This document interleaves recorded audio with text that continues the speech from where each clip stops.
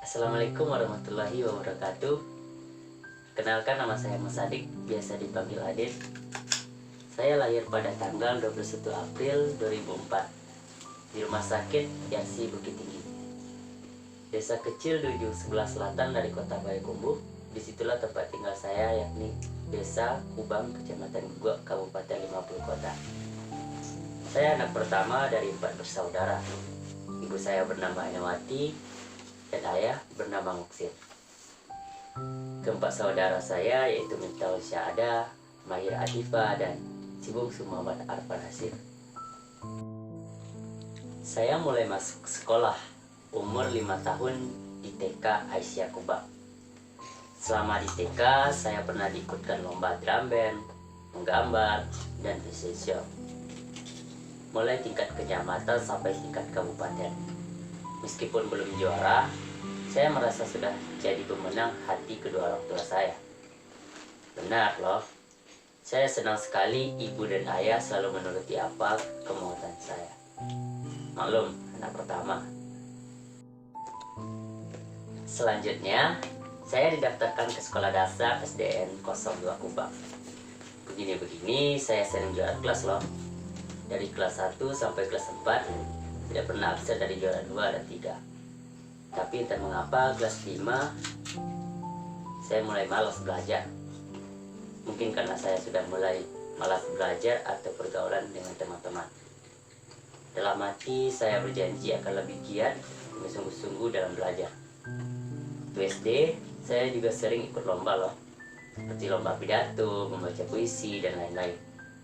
Pernah saya mendapatkan juara 2 lomba pidato berbahasa Payakumbuh Atas SD tahun 2014. Lalu saya melanjutkan sekolah ke MTSN Padang Japang yang sekarang berganti nama menjadi MTSN 150 Kota.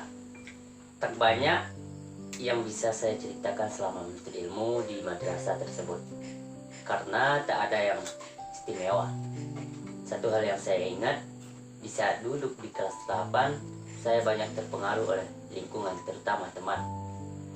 Sempat saya membuat orang tua saya sedih karena ulah saya sering menerima laporan dari guru bahwa saya ikut-ikutan melanggar peraturan sekolah. Hal ini tetap berlanjut sampai saya tamat MTS. Padahal saya sudah berjanji tidak akan nakal dan bergaul dengan teman yang tidak baik. Namun hal itu selalu saya langgar hingga saya melanjutkan ke tingkat madrasah aliyah. Di madrasah aliyah banyak hal-hal baru yang saya alami. Selain teman baru, juga niat akan merubah cara belajar dan bergaul. Awal kelas 10, hal tersebut saya coba berangsur-angsur membiasakan hal-hal yang baik. Maklum, saya sudah berjanji dengan ayah dan ibu. Sempat saya bersama tim meraih juara 1 lomba mading tingkat kabupaten 50 kota bersama Bang Hafiz kelas 12 IPA 1 dan Marsha kelas IPK. Namun hal ini tidak berlangsung lama. Sejak pandemi corona awal 2020, kembali semangat belajar saya menurun. Saat itu saya sudah duduk di kelas 11 semester 1. Cara belajar biasanya tatap muka, kemudian diganti dengan daring. Sehingga saya harus belajar dari rumah. Semua melalui laptop, absen, membuat tugas hingga mengumpulkan PR.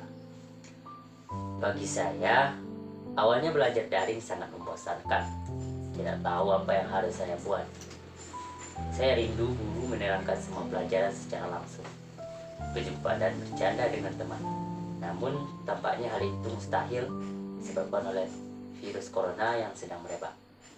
Hingga saya keteteran sebab tidak membuat tugas. Saya harus kerja keras menyelesaikan tugas sebelum menerima rapor semester ganjil. Saya merasa bersalah karena sudah mengingkari janji dari ibu dan ayah. Saya sudah membuat malu ibu karena saya malas membuat tugas yang diberikan guru. Padahal ibu selalu mengingatkan saya agar membuat tugas. namun saya tidak mengajukannya. Saya lihat ibu menangis bercerita dengan ayah karena ulah saya sibuk bermain handphone daripada membuat tugas. Tampaknya kedua orang tua saya sudah tak tahu lagi apa yang mesti mereka perbuat agar saya mau belajar. Lalu saya memohon ke ibu agar dipindahkan sekolah ke SMA. Namun awalnya mereka menolak. Setelah saya paksa dan mengatakan ke ibu saya akan belajar dan membuat tugas jika nanti sudah duduk di bangku SMA. Dengan janji demikian, akhirnya beliau menyetujui. Akhirnya saya didaftarkan di SMA 1 Guguk dengan perjuangan ibu yang luar biasa. Saya duduk di kelas 11 IPA 4, kembali harus menyesuaikan diri dengan lingkungan baru. Belajar di SMA ternyata juga masih daring. Belum ada tanda-tanda akan tatap muka secara langsung. Saya belum kenal siapa teman selokal sebab belum pernah berjumpa dalam ruangan kelas. Namun, saya masih berusaha untuk mengikuti pelajarannya dengan senang hati. Kedua orang tua saya kembali mengingatkan agar saya rajin belajar dan mengerjakan tugas. Saya berusaha bertanya ke teman-teman beda lokal agar dapat belajar. Meskipun penuh godaan dan penuh perjuangan, akhirnya saya naik ke kelas 12 IPA 4 hingga hari ini. Jauh di dalam hati, saya merasa telah melukai perasaan ibu dan ayah.